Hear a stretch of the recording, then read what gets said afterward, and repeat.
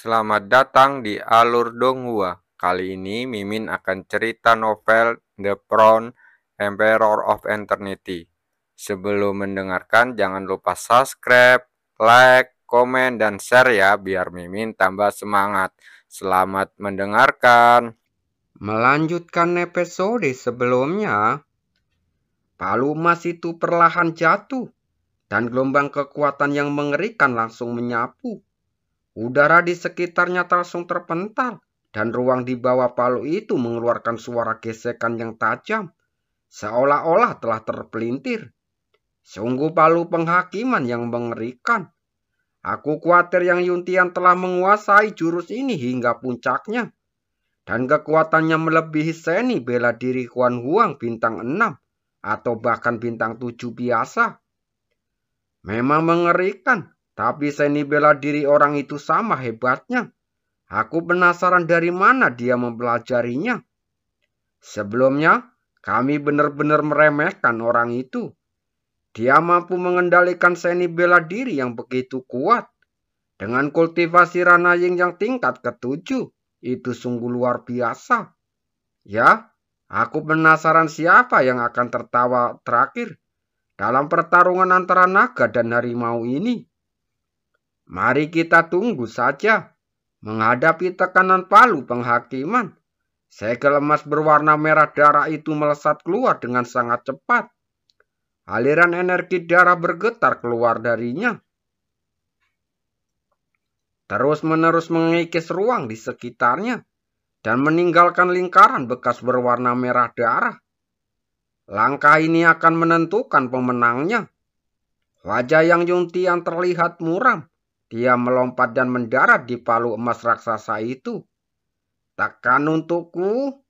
Dia menghentakkan kakinya pada palu raksasa itu. Terdengar suara benturan logam yang sangat tajam. Dan palu penghakiman menghantam segel emas berwarna merah darah itu dengan kekuatan yang luar biasa. Tabrakan antara keduanya bagaikan dua keping logam raksasa yang bertabrakan. Riak-riak kekuatan yang tampak menyebar dari titik tumbuk, merobek udara dalam radius ribuan kaki. Gelombang ledakan dahsyat terdengar. Cahaya kemasan dan cahaya merah darah bertabrakan dengan hebat. Dan tidak ada pihak yang mau mundur selangkah pun. Gelombang kejut dahsyat menyebar, menciptakan gelombang besar di atas kota utama. Seluruh langit bagaikan laut yang sedang diterjang tsunami. Dengan ombak besar terus-menerus bertabrakan. Melihat pemandangan yang mencengangkan ini, banyak orang yang merasa terguncang. Dengan ekspresi terkejut di wajah mereka. Mereka tidak menyangka pertarungan akan begitu sengit. Kedua belah pihak menunjukkan kekuatan tempur yang luar biasa. Serangan itu begitu dahsyat sehingga bahkan para penonton pun ketakutan. Gelombang kejut yang dahsyat memberi orang-orang ilusi bahwa seluruh dunia berguncang yang akan runtuh. Hasilnya akan segera ditentukan. Mata Lalin Feng terfokus, tatapannya tertuju ke langit. Di sana, gelombang kejut dahsyat itu berangsur-angsur melemah. Kekuatan mengerikan itu melaju dengan kecepatan yang mencenangkan. Dan cahaya menyilaukan yang menutupi langit dengan cepat menghilang. Saat cahaya itu menghilang, sepenuhnya suara retakan tajam tiba-tiba terdengar. Menyebabkan hati semua orang itu tiba-tiba menciut. Dan ekspresi ngeri muncul di wajah mereka. Saat itu, mereka melihat retakan muncul di permukaan palu emas dan segel emas berwarna merah darah. Begitu retakan pertama muncul, retakan kedua, retakan ketiga. Retakan itu bagaikan kaca pecah dengan cepat menyebar ke seluruh sudut palu emas dan segel emas. Tak lama kemudian, ketika retakan runtuh hingga batasnya, palu emas dan segel emas itu langsung meledak. Meskipun suara ledakan itu tidak keras, rasanya seperti palu berat yang menghantam jantung semua orang. Membuat tubuh semua orang gemetar karena ketakutan. Apakah seri? Seru banyak orang. Hasil ini sungguh di luar dugaan semua orang. Bentrokan dahsyat sebelumnya berakhir dengan kekalahan. Lan Lin Feng tertegun sejenak, lalu raut wajah gembira muncul di wajahnya. Bagi kelompok kecil yang baru dibentuk, mampu bertarung seimbang dengan wakil ketua Sekte Sembilan yang sudah cukup untuk membuat mereka terkenal. Lagi pula, di mata banyak orang, Sekte Sembilan yang adalah satu dari 6 kekuatan teratas. Dan tidak ada seorang pun yang berani memprovokasi karena reputasinya. Wajah Yang Yuntian menjadi muram. Dia menatap ledakan itu dengan tatapan terkejut. Orang itu benar-benar bertarung seimbang dengannya. Hasil ini sungguh tak bisa dia terima. Di kota besar ini, baik dari segi ketenaran maupun kekuatan, dia jauh lebih unggul daripada pemuda itu. Tapi sekarang, pertarungan ini berakhir dengan seri. Dengan harga dirinya yang sombong, bagaimana mungkin dia bisa menerima hal ini? Di matanya, kecuali mereka yang peringkatnya lebih tinggi dalam daftar kekuatan tempur, siapapun hanya akan berakhir dengan kekalahan telak di hadapannya. Poin ini belum pernah dipecahkan sebelumnya. Sayang sekali. Chu Guangsheng menggelengkan kepalanya saat menatap wajah Yang Yuntian yang murung, lalu tersenyum tipis. Sepertinya kemampuan Master Sekte yang tidak begitu hebat. Kamu bahkan tidak bisa mengalahkan bocah yang tak terkenal sepertiku. Anda menghadapi ejekan yang begitu kejam.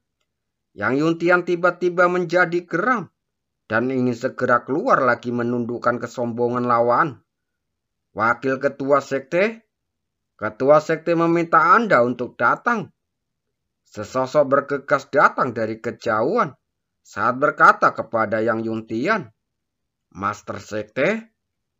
Mata Yang Yuntian berkilat dan dia berkata dengan muram, tidak akan terlambat setelah aku membereskan bocah ini.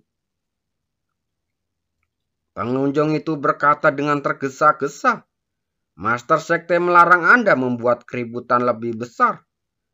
Dan memang ada sesuatu yang penting yang harus Anda lakukan, Wakil Ketua Sekte.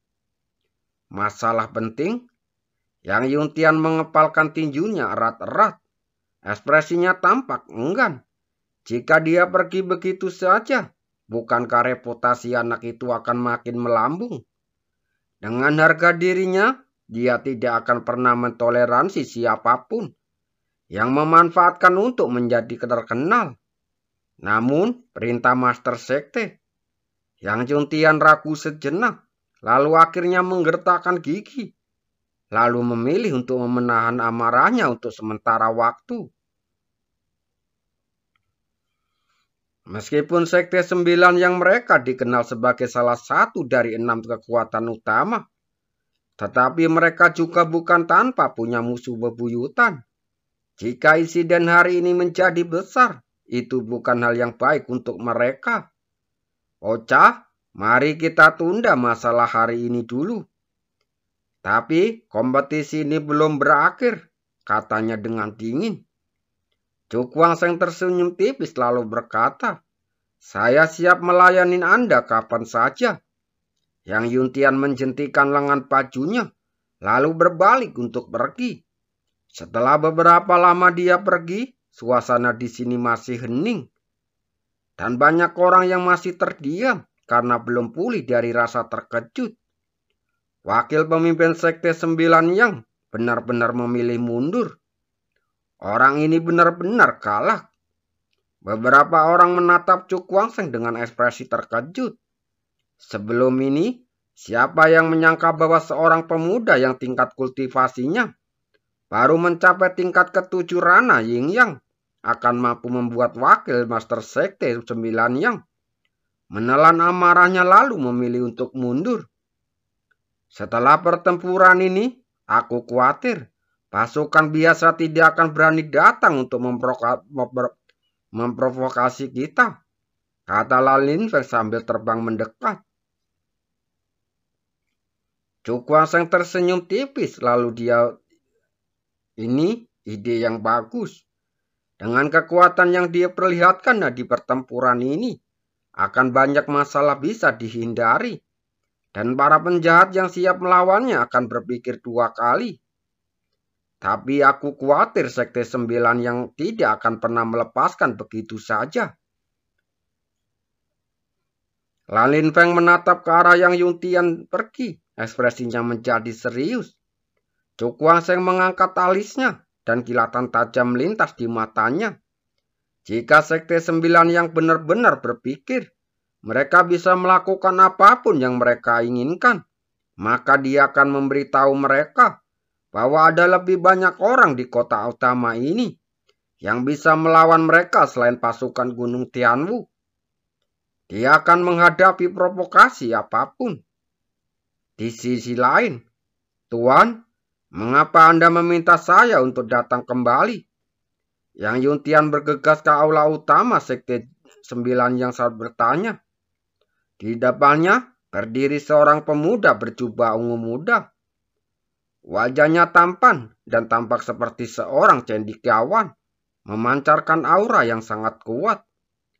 Orang ini adalah Jiu Yangxing yang menempati peringkat ke-8 dalam daftar kekuatan tempur. Dialah yang mendirikan Sekte 9 Yang untuk mengumpulkan banyak praktisi kuat dari segala penjuru. Kau punya konflik dengan pria bernama Cu Kuangseng itu? Tanya Jiu Yangxi dengan tenang. Mendengar ini, wajah Yang Yuntian tiba-tiba menunjukkan kemarahan. Anak ini sangat sombong. Dia bahkan tidak menganggap serius Sekte 9 Yangku. Oh, apakah begitu? Jiu Yangxi tersenyum tipis, tetapi ada sedikit rasa dingin di matanya. Namun, ia segera tersenyum kembali lalu berkata dengan ringan. Wajar jika anak muda sedikit sombong. Jangan pedulikan lagi itu. Melihatnya mengatakan ini, Yang Yuntian harus menahan amarahnya. Mengapa Master Sekte memintaku datang ke sini? Ekspresi Jia Yongxi tiba-tiba menjadi lebih serius. Dan dia perlahan berkata, ini tentang penjara kuno. Penjara kuno? Ekspresi terkejut muncul di wajah Yang Yuntian. Alasan mengapa Master Sekte memintanya datang ke sini adalah untuk acara sebesar ini. Tuan, apakah Anda punya berita tentang lokasi penjara kuno itu? Tanyanya dengan penasaran. Jiu Yangxi menggelengkan kepalanya. Aku tidak tahu tentang ini. Tapi masalah ini juga sangat penting. Mata Yang Yuntian tertuju padanya, lalu menatapnya lekat-lekat. Apapun yang berhubungan dengan penjara kuno memang tidak biasa. Aku ingin kau ikut denganku untuk mengambil sesuatu, kata Jiu Yangxi dengan suara berat. Mengambil apa? Yang Yuntian bertanya tanpa berpikir. Wajah Jiu Yangxi serius dan dia mengucapkan kata demi kata. Kunci penjara kuno. Mendengar ini, wajah Yang Yuntian sangat terkejut. Pemimpin sekte memanggilnya ke sini hanya untuk masalah ini. Bagaimana ketua sekte tahu di mana kunci penjara kuno itu? Hal semacam ini biasanya sangat tersembunyi dan hampir mustahil diramalkan. Jiu Yangxi tersenyum tipis, raut wajahnya langsung berbinar-binar. Sejak aku memasuki kota utama, aku terus mencari jejak kunci penjara kuno. Dan sekarang, usahaku akhirnya membuahkan hasil. Kapan harus pergi? Kata Yang Yuntian dengan semangat. Segera, Jiu Yangxi mengangguk. Ayo kita pergi. Yang Yuntian dan Jiu Yangxi saling berpandangan, lalu meninggalkan aula. Kali ini mereka harus mendapatkan kunci penjara kuno. Beberapa saat kemudian, beberapa sosok terbang melintas di langit di atas kota utama, dan akhirnya mendarat di atas sebuah bangunan. Dan orang-orang ini adalah Cu Kuangseng, Lalin Feng, Hun Feng, dan yang lainnya baru saja tiba. Ini adalah kota perdagangan bebas, kata Lan Linfeng sambil tersenyum menunjuk ke alun-alun di bawah. Chu Guangsheng menoleh untuk melihat pemandangan yang sangat ramai. Di alun-alun yang luas, banyak orang berjalan untuk mencari harta karun yang memuaskan mereka. Kini, pertempuran terakhir semakin dekat. Jadi semua orang harus memanfaatkan setiap kesempatan untuk meningkatkan efektivitas tempur mereka. Hal ini mendorong lahirnya pasar perdagangan ini. Di sini, Anda dapat melihat semua jenis harta karun yang dapat Anda tukarkan dengan harta karun yang sesuai, atau bisa dibeli dengan batu dewa luar angkasa.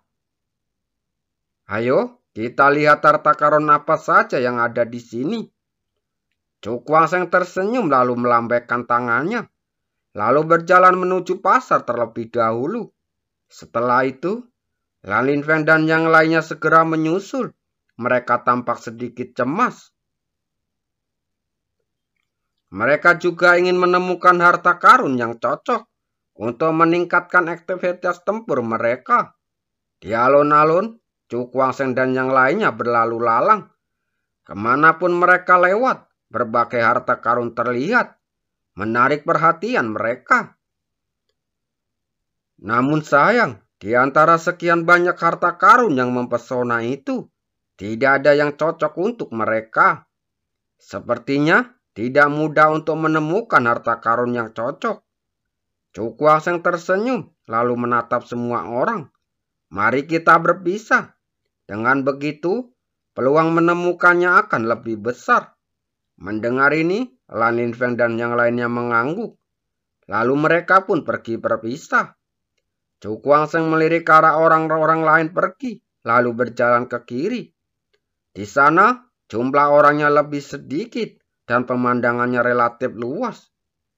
Batu Roh Ungu, setelah lebih dari 10 menit, langkah kakinya tiba-tiba terhenti di depan sebuah kios. Tatapannya menyapu dan langsung tertuju pada sepotong batu roh ungu. Batu kios itu sangat jernih tanpa kotoran dan berkilauan dengan cahaya yang menyilaukan. Chu Guangsheng langsung berjongkok, mengulurkan tangan untuk mengambil batu roh ungu, lalu memainkannya ke atas dan ke bawah. Melihat ada pembeli, pemilik warung pun langsung antusias, lalu maju untuk memperkenalkan barang tersebut dengan lantang. Adik kecil, penglihatanmu sungguh tajam. Batu roh ini sungguh berharga. Tambang yang sudah berumur ratusan tahun mungkin tidak akan bisa menghasilkan beberapa keping. Kelangkaannya sebanding dengan beberapa seni bela diri Huan Huang bintang 5. Chu Guangsheng tersenyum.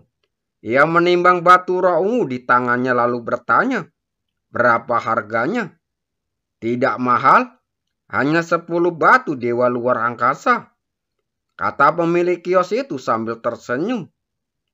Mendengar ini, Chu Guangsheng mengangkat alisnya. Dengan ekspresi wajahnya langsung muram.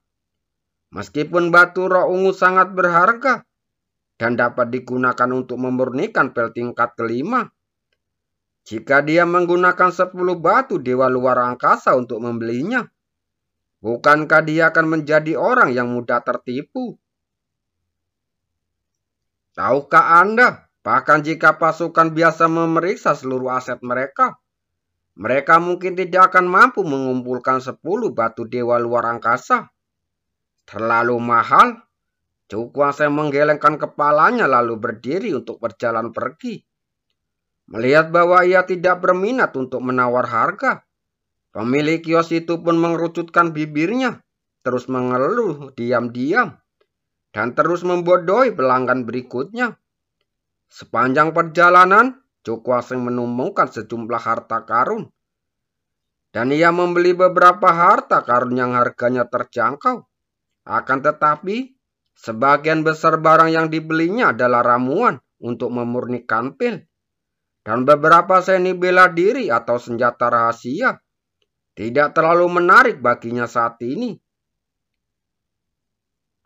Lagi pula, apa yang diinginkannya adalah meningkatkan efektivitas tempurnya. Cukuangseng memainkan sepotong batu giok di tangannya. Matanya terus mengamati sekeliling mencoba menemukan sesuatu yang benar-benar dapat memuaskannya. Setelah mencari selama setengah jam, ia masih belum menemukan apapun. Baginya, harta kebanyakan orang hanyalah iga ayam. Tak layak dibeli dengan harga mahal. Tepat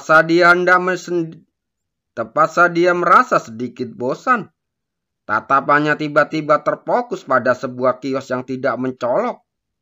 Seorang pemuda berpakaian compang-camping duduk bersila di kios. Wajahnya muram tetapi memancarkan aura dingin dari ujung kepala hingga ujung kaki. Sekilas, jelas melihat bahwa dia adalah tipe orang yang sulit didekati. Akan tetapi, untuk saat ini, fokus Cukuangseng bukan pada dirinya, melainkan pada salah satu sudut di kios itu. Di sana ada patung batu biru. Terima kasih.